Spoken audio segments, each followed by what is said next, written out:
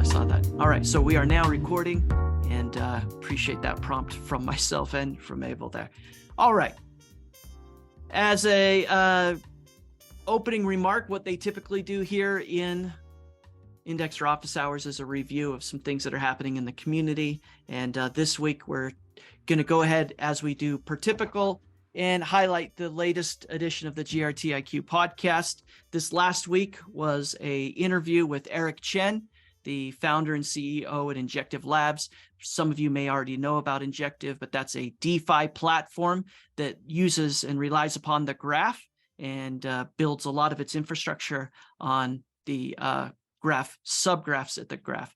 And the interview is super interesting because, you know, Eric has a typical entrepreneurial journey and shares how he moved into Web3. Really bright guy, comes from traditional investments, and so has a really nice understanding and appreciation of how traditional finance isn't serving the world community, but also has a lot of great things to say about the graph and subgraphs.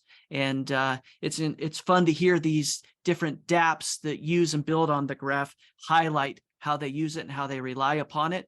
And last thing I'll say is Injective Labs is different from other DeFi platforms. It not only intends to be an exchange where people can trade and transact on DeFi products, but it's also intended to be a platform that unlocks others who want to build upon that platform to their own DeFi product or solutions. They can do that too. So it's multifaceted, and it's a very interesting angle over there.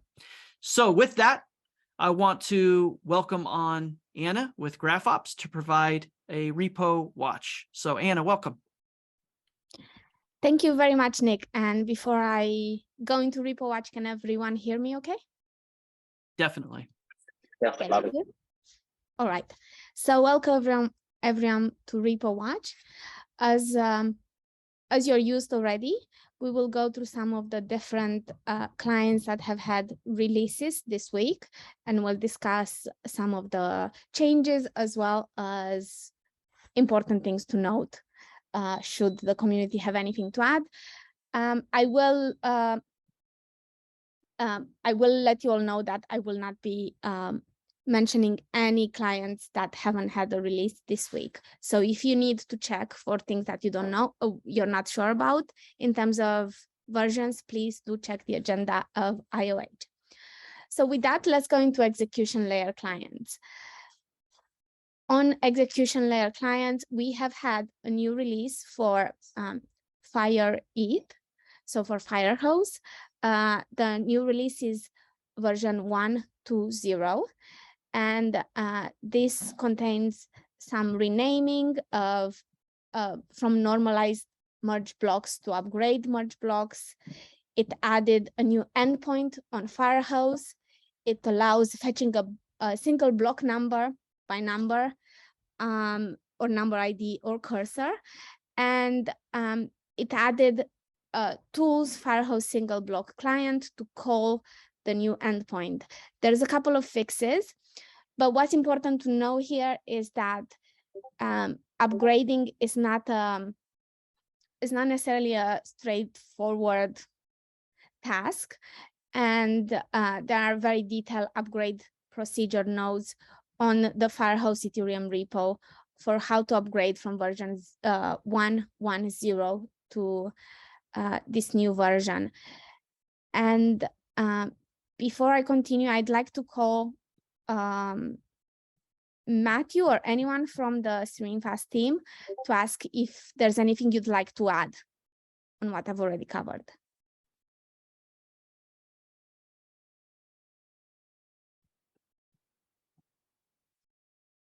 Okay, nothing to add. Thank you.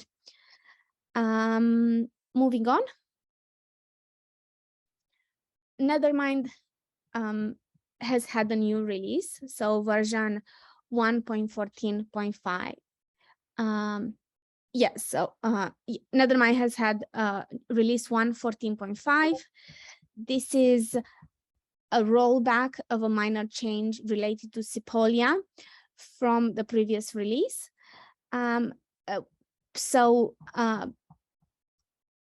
So this issue was unnecessary activating the snap sync procedure on already synced nodes that had previously configured using fast sync. While this is not harmful for the node, it's consuming additional resources, which could result in missed attestations during the processing time. Please do upgrade to this version, to version 1 for 14.5 on Nethermind. And before I move on to consensus layer client, can I ask if anyone has anything to add onto the Nethermind or any other repos or anything to share this week?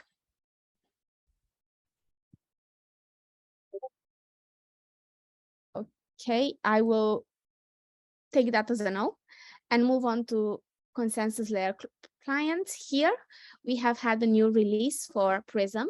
So release 3.1.2. This is a patch release. This includes some bug fixes and improvements to the beacon node and to Prism CTL. Again, this is a recommended release at your earliest convenience. We've had a new release for Lighthouse as well. This release is a patch release for the recently released version 3.2.0, and it fixes a performance regression. Moving on to GraphNode, here we have had a new release for Indexer Service and Agent. This release is version 0.20.5 alpha.1. It contains a bunch of bugs that have been fixed. It uses some consistent, clear network and epoch var naming for indexer agent and common. It updates some network parameters for girly testnet. It fixes recreating recently failed actions, or like avoids recreating recently failed actions. It has some Kubernetes upgrades. It upgrades to 0.28.1 as the official GraphNode version. And it contains some other security upgrades as well. I know that some people have already tested this version, and on our side from GraphOps, we have released a new version for Helm charts that matches this version of Indexer Service and Agent. So would anyone like to share how the experience of running this version of Indexer Service has been going? Is that the alpha, Anna? Yes, it's, and just a bit of more details. That is an alpha because, as I understand it, Ford is on holiday, and like Hope and Thiago were only able to do an alpha release. Right. My experience has been, well, I tested it just before yesterday. I opened and closed allocations, but I use action queue and the action queue to do it.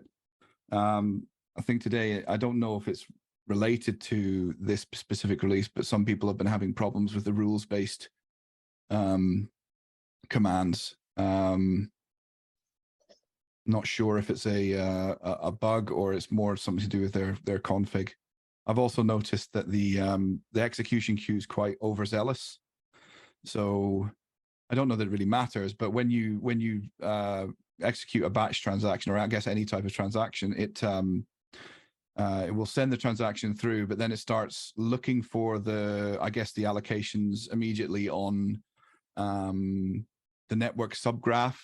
And maybe this network subgraph hasn't quite got those allocations yet, although they're already confirmed on chain if you go and look at Etherscan. And it tries to allocate again. So you'll sometimes get a few errors. I only mention it because some people might see that and think, oh, there's a problem, when actually there isn't a problem at all. It's just being a little bit overactive in hunting for your new allocations. That's my experience so far with the alpha indexer agent. Thank you for that. And I'm just wondering if it might be a good idea to update the logging so it warns rather than error with those, overzealous messages. But I'll have to have a discussion with maybe with Hope to see if it, is it really a problem or if it's just, a cosmetic thing. I see. Okay. Has anyone else tried this version? And I'm hoping to hear from the people that have been running into issues with the rules. Yeah, mine is not working for some reason. It opens the allocation. It says it's deploying the subgraph, but then it doesn't deploy the subgraph, and the allocation is open on chain. I can see the allocation in the testnet explorer, but somehow it's stuck on node idea removed for, I don't know, unknown reason. And just to confirm, that's with the latest, with the alpha release. Yes. Okay. All right. Thank you for that. I think we'll have to look into that in more detail offline, and we'll take it from there. But I think that's good feedback for the rest of the community to know where this release is at. Hope, is there anything we can help with, the community can help with, anything you need from us on this release? I don't think so. We'll just look for more results, and will also probably help us with getting everything ready. So just send the issues on Discord and we'll look at it. Perfect. Thank you. Okay, moving on. The last part of RepoWatch is graph orchestration tooling. As I said here,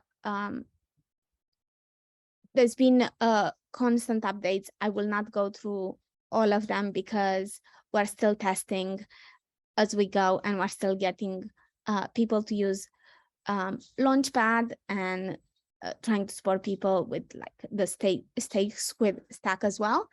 But just want to take advantage and remind people that tomorrow we have Launchpad office hours. So if you want to try it, or you have questions about it, or come tomorrow at Launchpad office hours, and we'll continue with getting everyone to use it. And with that, I will hand over to you, Nick. Thanks, Anna. I appreciate that, and encourage anybody that has questions or follow-on questions, go ahead and post it in the meeting chat. So now we're going to move to today's topic and presentation. A reminder, if you have questions, you can post it in the chat or wait till the end and you can unmute yourself and ask. But we're excited to welcome Tom 𝗏𝗀𝗀. I hope I said that right, Tom. Forgive me if I didn't. But Tom's a software engineer on the smart contracts team at Edge and Node, one of the core dev teams working on the graph. And today's topic relates a little bit to the MIPS program. And even though the content is useful for everybody, it's intended for indexers, new indexers to the graph ecosystem that want to better understand disputes and arbitrations. And so with that, Tom, turn it over to you and say welcome and thanks for taking the time. Hey, Nick. Can you guys hear me okay? First? Loud and clear. Good. Perfect. I'd give you a 9 out of 10 on my surname pronunciation. That was pretty good. I'll take it. So yeah, thanks thanks for having me. As Nick said, I work at Edge and Node, the smart contracts team. I'm partly responsible for spamming the contracts repo section in the GraphWatch. So sorry for that. And yeah, excited to be here. We'll talk today about arbitration and disputes. This is my first time here, at least speaking. I've been lurking a few past episodes, so hopefully this goes smoothly. With that, let me share my screen. I have a pretty small screen, so if I miss any chat questions, please do let me know. Can you guys see my screen? Yes. Cool. Hope you didn't miss the tone part. Yeah, that was 10 out of 10.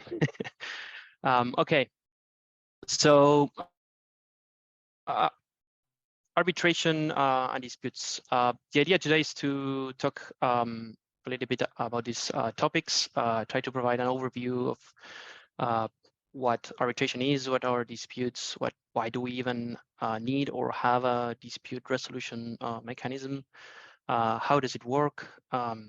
So those sorts of questions we'll be looking to answer today here.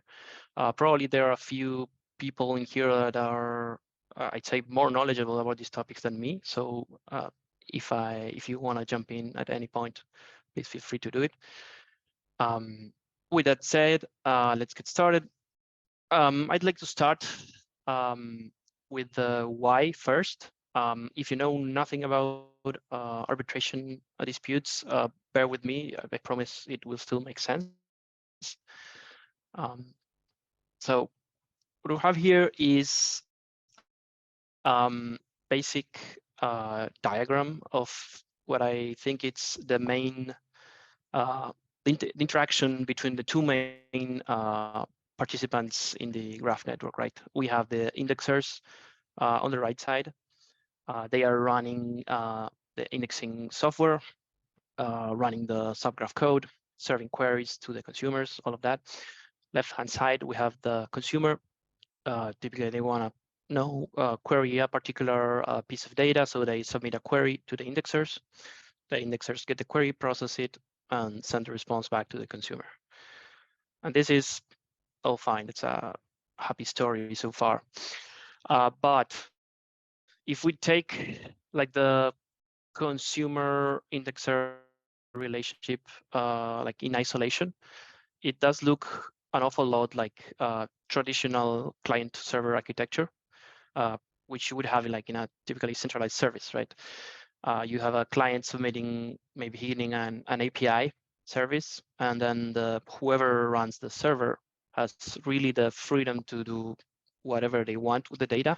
They manipulate the data. They can send bad data or not. And as a client, I mean, as the client hitting the API, like you have, first of all, it's very difficult for you to know if the data you're being served is valid or not. And so there's a trust assumption in there.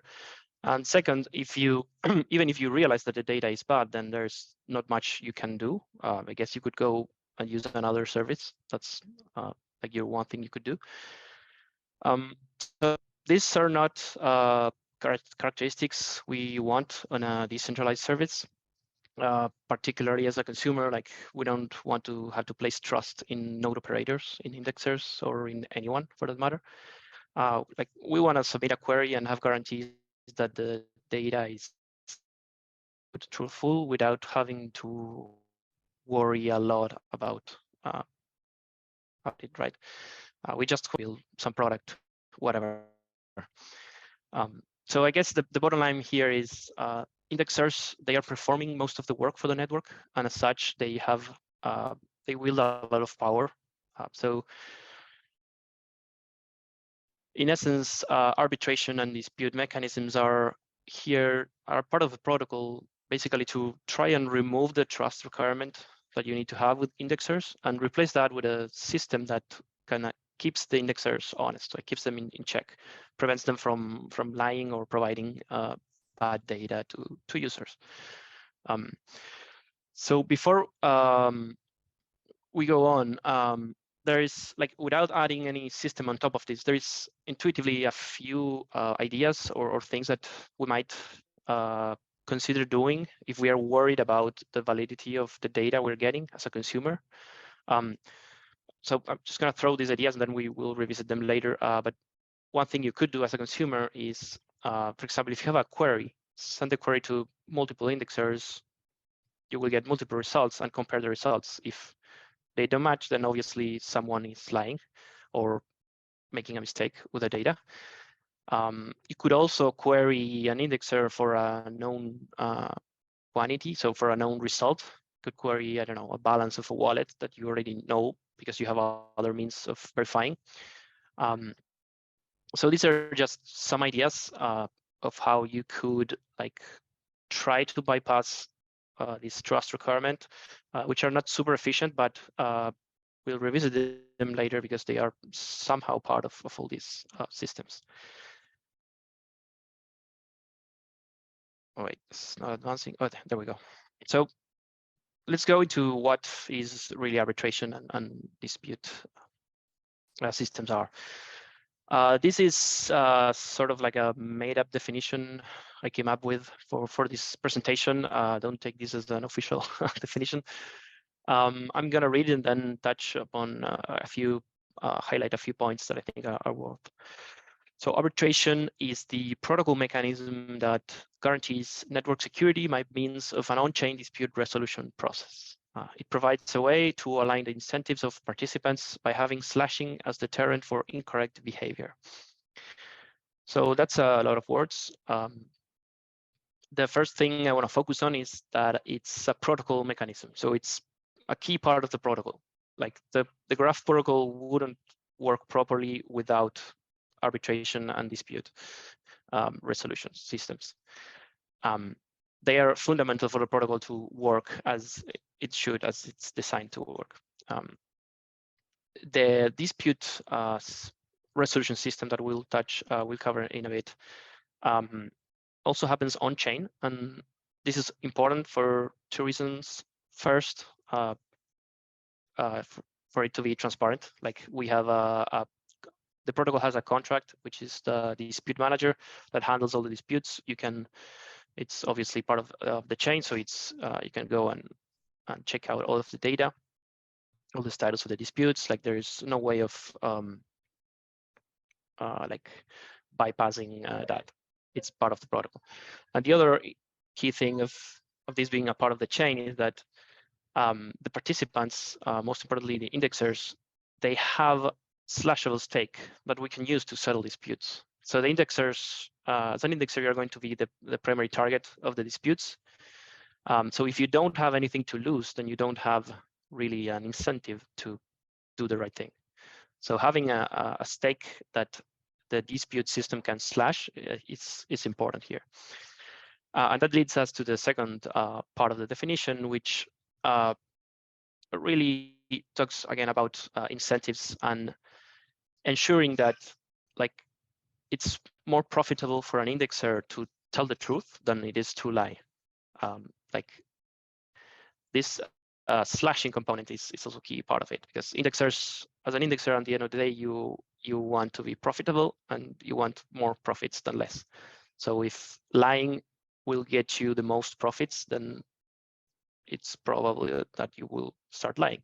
But if telling the truth and serving good data to the users is more profitable for you, then that's the thing you will probably chase. Okay, that's again a lot of words, a lot of talking. How does this work? Let's first go through like a couple of roles or new participants that the arbitration and disputes systems incorporate. The first one is the role of the fisherman. The fisherman is a permissionless role, so anyone can go fishing. The idea, the job of a fisherman is to basically identify and report indexers that are behaving incorrectly, that are either serving bad data, claiming rewards they don't really should be able to claim. So we will touch on what is incorrect behavior in a bit, but basically a fisherman goes looking for these opportunities. It's permissionless, anyone can do it, even other indexers, which is interesting. The only requirement is that you need to submit a 10K GRT bond.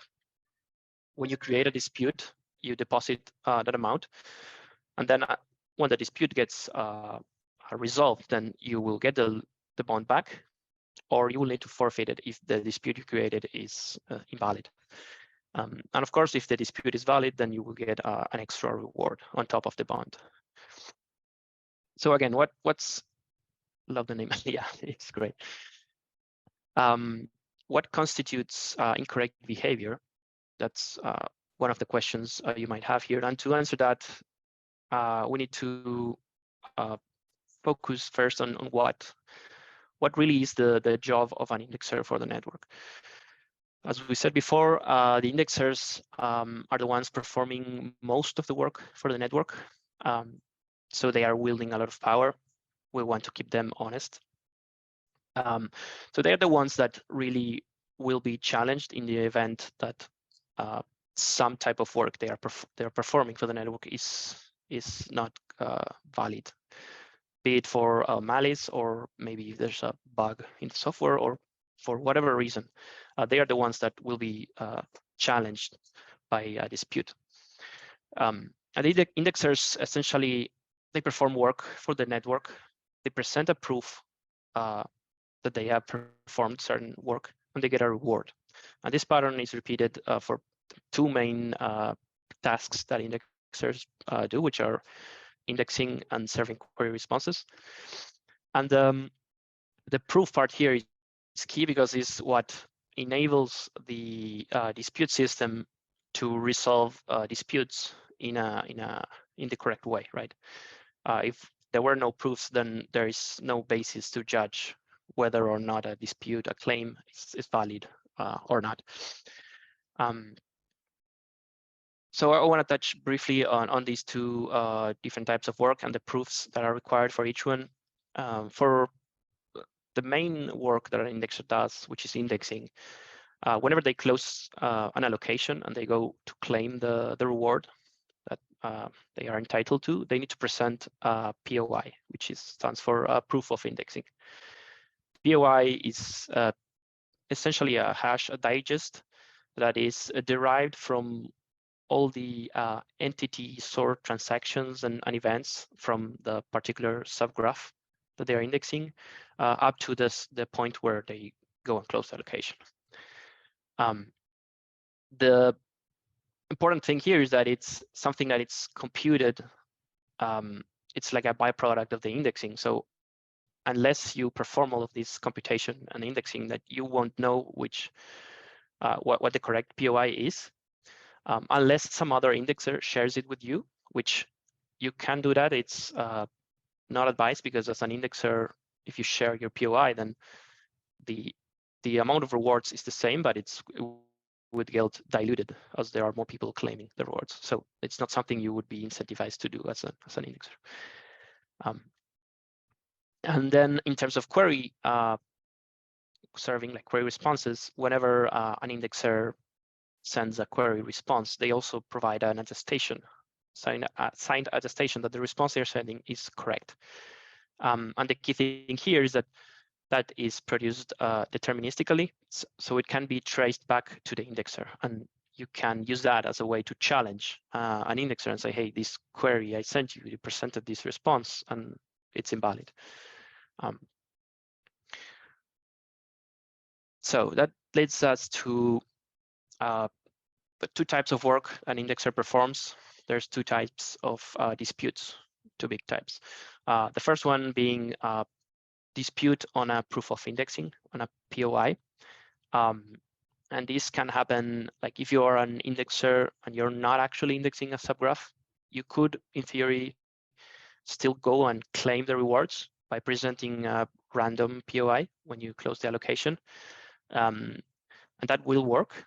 However, it should be fairly easy for another indexer to challenge that, because if you are indexing the subgraph, you already know the POI, so you can compare that with whatever other indexers presented, and if there is a mismatch, then you can go and open a dispute against them, and that should be enough deterrent to prevent that type of behavior. The other type of disputes is related to query serving, as we saw earlier. It's basically challenging a query response that you receive from an indexer.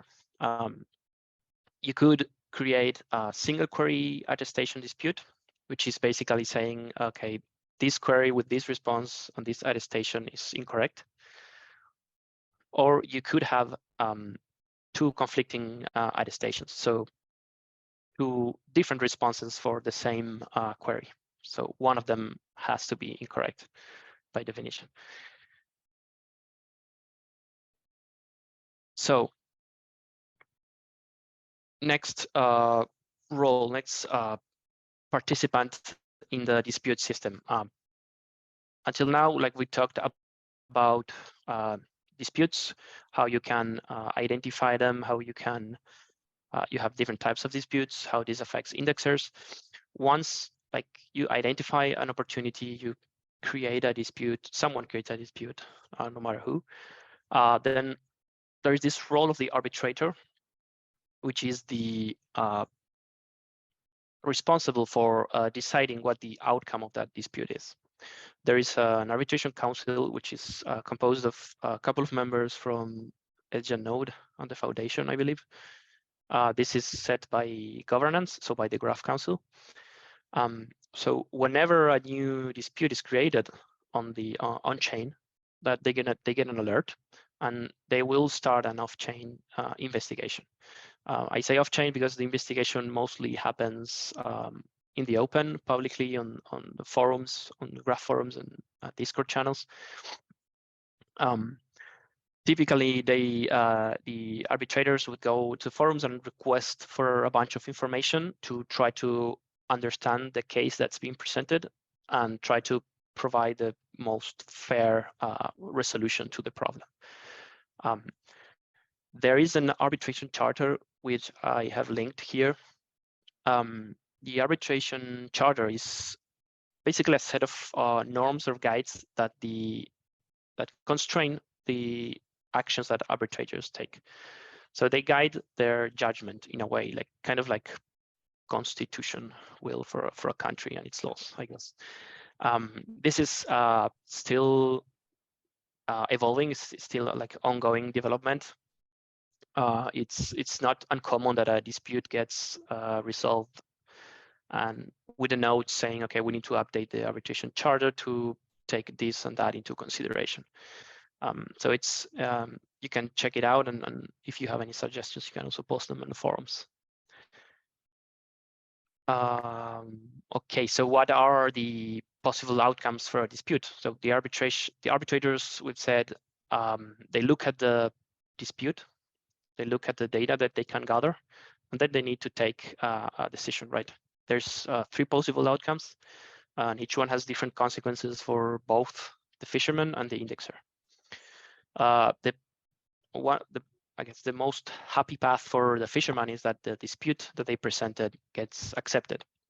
In that case, they will get the bond back, and the indexer will be slashed for 2.5% of their stake, total stake. So that's probably a lot. Half of the stake of that will get burned, and half will be awarded to the fisherman. So that's the incentive. The dispute could also be rejected if it's found not to be valid for whatever reason. In that case, there's no consequence for the indexer. There is no proof that they've done anything wrong, so they don't get slashed. The fisherman, on the other hand, gets their bond. They need to forfeit their bond. It's burned, so they lose that. And there's a third scenario, which is a draw, basically, where the bond is returned to the fisherman and the indexer is not slashed. There's a couple of scenarios that might lead to a draw. Maybe there's a software bug on the Graph node implementation, for example, that would make it unfair for the indexer to be penalized for a software bug. That's one possibility. Maybe there are unclear guidelines on the arbitration charter, so the dispute might end up in a draw with an update on the charter. Or maybe there is insufficient information to make a fair judgment. So this really comes down to the arbiters and their interpretation on the charter. So yeah, there's 3 outcomes are all possible. Okay, so this is so far the theory. So how does this actually, what does this look like in practice? First thing is we need to find an opportunity to create a dispute. As we said, this is a permissionless role. Anyone can create a dispute. all the information is out there. It's on chain, so no one can stop you from looking for opportunities, identifying one, and opening a dispute. As I said, as we mentioned before, there are a couple of simple, maybe not super efficient ways of finding these opportunities, such as querying multiple indexers, comparing the results, querying an indexer for a known result. Like you could create a script that goes and tries to find these opportunities. The most obvious one is related to POI disputes, what I like to call indexer wars, which essentially is if you are an indexer indexing a subgraph, you know what the POI is for that because you're indexing it and you're claiming rewards. So you can go and look what other indexers presented and compare. If there is a mismatch, you can now also go and claim that, open a dispute and claim an additional reward.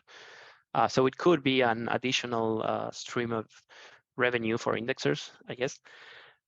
It's very unlikely that someone can open a POI dispute. Someone that's not an indexer can open a POI dispute and win it. I don't know how, I mean, that could happen, but I mean, the system will allow it, but you will probably lose because there's no way for you to know which the correct POI is. So yeah, anyone can find opportunities. That's the bottom line. There is not a protocol specification for this. The data is open. You just need to find them. Oops, there we go. So once you find a dispute opportunity, you now need to go and create the actual dispute. You need to interact with the contract. There's again, the dispute manager contract is part of the protocol. So you need to send a transaction and interact with it. There is a lot of ways you could do that. You could use MetaMask and Etherscan to interact with the contract, write your own script. We developed at Edge and Node this disputes tool. This is used, like using this tool, you can get information of all of the past disputes. You can create new disputes. And if you are an arbitrator, you can set the outcome of the dispute. So it's like a nifty little tool to manage the dispute system. So yeah, if you use this tool, this is the link, you just need to provide an allocation ID or the attestation and a deposit. Of course, you need to have the 10K GRT. You could use other tools, as I mentioned. You could interact with the contract however you prefer to. So the dispute is now created. We've just created it using the graph tool, for example. What follows now is the arbitrators will get notified that there is a new dispute, and they will go into the forums and post a message such as this one, basically requesting the indexer that's being challenged for additional information. So there's usually a bunch of information on database dumps, so all sorts of stuff that as an indexer you need to provide. There's also instructions on how to get that. So the idea is to get the most amount of information for the arbiters to have provide a fair judgment. For the indexer, it's also a good place to make their case as of like why what they did or what they are being challenged for is not valid. So they can sort of like defend themselves. So this usually ends up in a back and forth between the arbiters, the indexers, and the fishermen, which typically they jump into these discussions. So they exchange information, opinion. They maybe put quotes of the charter explaining why what they did is wrong or correct. So there's this exchange of information going on. At some point, the arbiters will need to make consider the investigation concluded, and they will need to post what the outcome, what they have voted, the outcome is. So that's the last step. Once the arbiters reach consensus on what the outcome is, they go back to the forum and they post their reasoning, their outcome, and the transaction hash that ends up interacting with the dispute manager and settling the dispute. So that transaction will end up slashing the indexer, burning the Fisherman bond, or doing whatever is a result of the dispute resolution.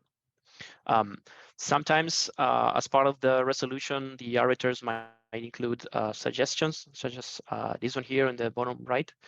For example, of reviewing or updating a certain article in the arbitration charter, or maybe they have suggestions for changes on the indexing software, the graph node. That's so possible. It's part of the recommendations that the arbiters might do. And I think that's all I had. There's a bunch of resources that you can check out here if you want to dive deep into these topics. You can also contact us on the Discord. Yeah, I don't know if I haven't been paying attention to the chat. Hey, Tom. So first and foremost, thanks a lot. Great presentation, and I appreciate the effort and time you put into this. We do have 10 minutes left on today's Indexer office hours. There is no 30-minute Q&A that typically follows today's session. So if you have questions today for Tom or anything else, please let me know. There's a prompt in here to place the chats, chase the links into the chats. So I can do that. Sure. We can also share the presentation eventually, right? If that's I think that'd be fine as well. I don't know if you'd rather do one or the other, but that was one question. Yeah. And then there is a question that came in. It's in the chat. I can ask it on behalf of the person, or you can read it, Tom, and answer it. It's from Big Jim. I can read, yeah. What happens if 5 fishermen submit the same challenge at the same time, and can we share the presentation? Yeah, we can share the presentation. So what happens if 5 fishermen submit the same challenge is the second one submitting it won't be allowed to submit it. So essentially that prevents like mass reporting of the same issue. Only the first one will be accepted by the system. Then there is a comment from Ford saying that the indexer agent supports scanning other indexers' POIs on the network to identify potential disputes. I didn't know that, and that's obvious now that I think of it. But yeah, so that's already part of the existing tooling. That's great to know. Oh, there's a flag you need to set. Okay.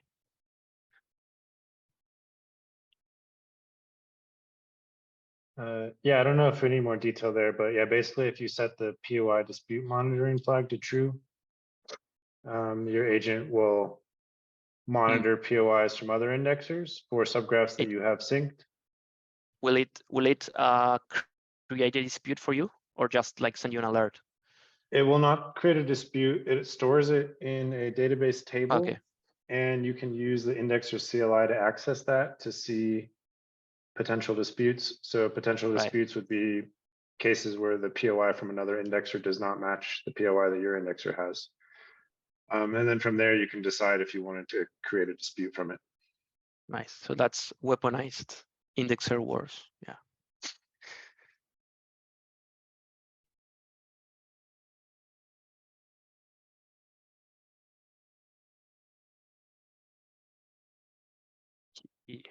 Any other questions? Any other questions? We've got about 8 minutes left here, and would love to answer any questions. Hey, Tom, thanks very much for the presentation. I had a question, something I've not really considered is the other side of the arbitration piece around disputes when it relates to queries. I think we have like if I understand it correctly, there's like a 7-day dispute window on queries. which is that's the window in which a dispute could be raised for some queries that a indexer has delivered to an end user. I guess my question is, well, first of all, I would say we haven't had a dispute come up that relates to that.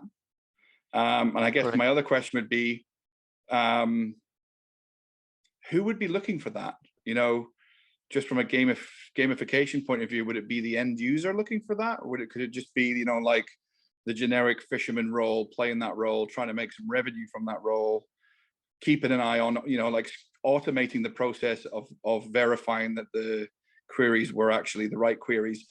How do you even make sure that they're the right queries? Is it not only the end user who could actually say whether the queries were returned the right data or not? Yeah, I guess you're correct. We haven't had the one a query dispute so far, I believe, and I think that's partly because it's as you describe, it's very difficult to find those opportunities. As you said, like one would have to go out, like actively go out and go looking for those opportunities, but in doing so, like you would be also spending money, GRT, because like to pay for the queries. So there's this balancing act that I don't know, probably doesn't really make it worth it. So that's a very important observation. I do want to mention that eventually we want to have using like things like CKs, like queries that don't need this type of phishing system, just like that we can produce the CK proof of, and that's it. But yeah, at the moment it does feel a little bit difficult to find things like you could, like one thing you could do is create maybe a subgraph, and that somehow is tricky to index, or yeah, I don't even know if it makes sense, but and like have indexers index that, and then you hit that subgraph. But it sounds like, yeah, very contrived, and yeah, I don't have honestly a good answer on like how you could go out looking for these opportunities, because I don't think there is a great solution for that at the moment. The end user, it's, I mean, the one that would be in the best position because they are already needing to make the request for the I mean the query. But then again, as a user, as a consumer, like you have this implicit, as I was saying at the beginning, like assumption that the data you're being served is correct. So why would you go out and challenge that? Yeah, it is a complex thing for sure, but hopefully with like CKs and verifiable queries in the future, we don't need this type of system anymore. Yeah, maybe we get there before it actually becomes a problem. A need. Yeah. Thanks, Tom. Yeah, to add to that, there are some features that are being likely added to the gateway that can help with that. One of them would be multi-selection, where you could send a query to the gateway and have that query be sent to multiple indexers. This is a feature that is going to be built both for improving performance, so you can get the earliest query response sent back to you, and also for comparing data. There's also some features proposed that could be built into the gateway, where the gateway would become a fisherman itself.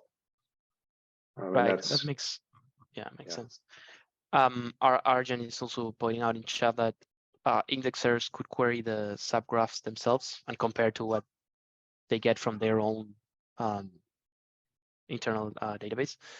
So that's another one. But still, you would need to make that extra query and pay for it.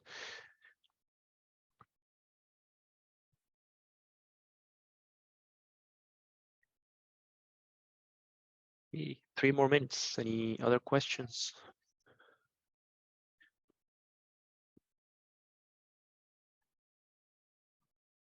Maybe as we wait for the last question or two to roll in. Just a reminder to everybody that there is a Launchpad office hours tomorrow in the Graph Discord at 1700 UTC. Encourage you to participate there. Stay active in the Discord. If you're a new indexer or participating in MIPS, make sure you watch for announcements and program updates. And let's take another pass at questions here. I don't see any. I keep thinking Abel wants to ask a question because his avatar has the raised up hand. But Huh? Oh, that's a mistake, sorry. Oh, your that's funny. avatar, His you have, like, avatar. your Got hand. it. Yeah, I do the same thing all the time. I think the same thing too. Yeah. I keep thinking you want to ask Abel's something. in a perpetual state of questioning, and Petco Yeah. is in a perpetual state of approval. So it's a nice balance. Yeah, it's true.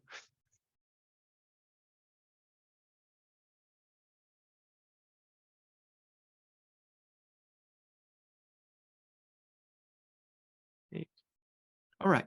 Well, we can then conclude. I think people have had enough time to post a question or unmute themselves. So again, Tom, thank you so much for joining Indexer Office Hours. We'll be problem. here again next week. So everybody put it on your calendars, same time, same place in the Graph Discord, I'm sure, next week. And don't forget to attend Launchpad tomorrow. Thanks, Tom. Everybody have a great day.